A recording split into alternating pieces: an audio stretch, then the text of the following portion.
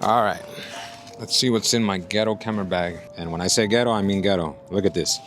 It's falling apart. I've had this bag since 2018. All right, the bag I'm using, this is a Low Pro Tahoe. Like I said, I got this in 2018. It's all beat up, but I'm still rocking with it. It's a nice little compact bag, you know, cause me, I don't like carrying a lot of stuff. And you're gonna see inside, I keep it very simple. So first things first, I'm gonna start off with the iPad Pro. This is the 11-inch, the M2. This is a M2 11-inch iPad Pro. I got the Apple Pencil as well. Like, I honestly prefer to edit my photos on the iPad Pro than I do on the MacBook. You know, I just love how natural it feels with the Apple Pencil. So yeah, this is what I love to edit my photos on. So it's my iPad Pro. And up next, we got the OG, the camera that started all. This is my Nikon D5500. You know, to say this camera changed my life would be an understatement. This camera's been through hell. As you can see, it's got no battery cap, screen's cracked. I mean, it's falling apart. I haven't used this in a while, but I will be doing a 10-year anniversary video. Now, I can't believe it's already been 10 years since this camera came out. But yeah, this is, you know, it's a little beast, man. Like, I still love it to this day. But that's my Nikon D5500. All right, next up, I got the 18 to 55mm kit lens. You know, highly underrated lens. This was my first setup. You know, this camera and this lens is, you know, again, what started it all for me. And I will be doing a video on this setup next. So stay tuned for that. And this is just, it's a great lens to start off with. Made of plastic, it feels cheap, looks cheap, but the image quality you get from this, no, highly underrated. Definitely a great lens to start off with. All right, next up, I got my wide angle zoom lens. This is another DX lens for the crop sensor cameras. This is a 10 to 20mm f4.5 to f5.6. Another great lens if you have a Nikon crop sensor camera and you want a wide angle lens. This is a lens I really recommend. And it's a great lens. I've taken so many dope photos with this lens. And you know, again, this is made of plastic. It feels cheap, but don't let that fool you. The image quality you get from these lenses is really good. All right, next up, I got the D5600. I got this to replace my D5500, which is all beat up. But I mean, these cameras right here are pretty much the same camera. The only difference is that the D5600 has a built-in time-lapse mode. Other than that, these are pretty much the same camera. And on here, I got the 20mm 1.8G, which is a prime lens. You know, because it's always good to have a prime lens with you, because these two I showed you over here are both zoom lenses. And you know, zoom lenses are a lot of fun. They make it way much easier for you to get your shot. But the only downside is that if you use a zoom lens too much, it's eventually gonna make you lazy. Because like I said, it makes it really easy for you to get your shot without having to move. With the prime lens, like, you don't have that zoom. So you have to be more creative with your compositions. Like, you have to move back and forth if you wanna get your shot. So it's always good to have a zoom and a prime lens, just to mix it up and so you don't get comfortable with the zoom. But they also have a wider aperture, so it means they're gonna let in more light, especially once it starts getting dark. Because this, the widest it can go is to 3.5. This can do 1.8. So, you know, it's always good to have both.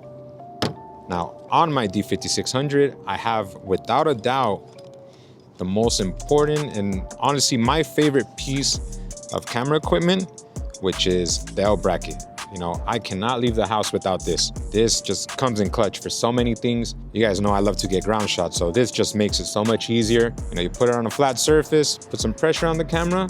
I could do some slow shutter speeds, you know, without having to worry about introducing any motion blur or without the need of a tripod. Because again, like I said, I don't like to carry a lot of things when I'm out. So having this L bracket with me all the time just, you know, comes in clutch and lets me get those slow shutter speeds without having to worry about any motion blur or anything like that. So yeah, L bracket, definitely a must. All right, now over here, I got my AirPods Pro 2. You know, you always gotta have some headphones to listen to music while you're editing. In this case right here is from D brand with the skin. But yeah, you know, always gotta have some headphones with you. All right, now over here, we got the DJI Mic Minis. Well, one of them, because I'm using the other one to record this video. Now, this is part of my new POV setup, which you guys saw in my last video. If you haven't seen it, go check it out. I'm recording with the DJI Osmo Action 5 Pro, and I'm using the other mic for the audio. But, you know, I'm really happy with these two products, man. DJI has been killing it, not only with the mics, but with the action cameras. Like, I'm really happy with these. Back here, I got my extra batteries for the Osmo. So, always gotta have those on me. All right, now over here, I got my hard case for my SD cards. I honestly don't even know the brand. I think it's Bowen or something like that. I mean, this thing is really old, but you know, you could carry 4 SD cards, 4 micro SD cards, and 4 CF Express cards. So yeah, it's an awesome little case. You know, it keeps your SD card safe. So now we're gonna move to this outside bag right here. I got my SD card reader. You know, you always gotta have that because I like to edit on the go. And also here I carry my Nikon batteries. You always gotta have some extra batteries. And what else do I have here? Got a microfiber cloth, you know, clean your lenses. And I know I got something else here. Oh yeah, magnesium strips. You know, always gotta have some magnesium strips on you. Never know when you're gonna do some steel wool shots, because I always carry steel wool in the car. So, you know, these magnesium strips, that's what's gonna take your shot to the next level, because you're gonna get those blue streaks mixed in with the orange from the steel wool. So always gotta have some magnesium strips on you.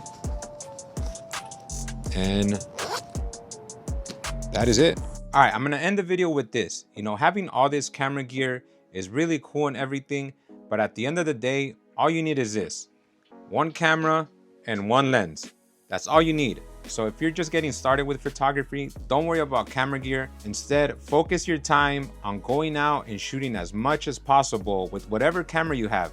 That's how you're gonna get better as a photographer. Don't get into that mindset of, oh, you know, I need an expensive camera so I could take some really good photos. That's not how it works. You wanna get better as a photographer, you gotta go out and shoot. And I've already shown you guys this with the videos I've done with the D5600 and my D5500. You don't need expensive gear to take really dope photos. Like I said, you just gotta go out and shoot. Don't worry about camera gear, that'll come later. Instead, learn how to properly expose an image, how to compose an image, and how to edit them. Those are the 3 things that you should be focusing on when you're first getting started with photography. All right, so that's gonna be it for this video. I hope you guys enjoyed it. If you did, hit that like button, hit that subscribe button. I would greatly appreciate it. And I'll catch you guys on the next one. Peace out.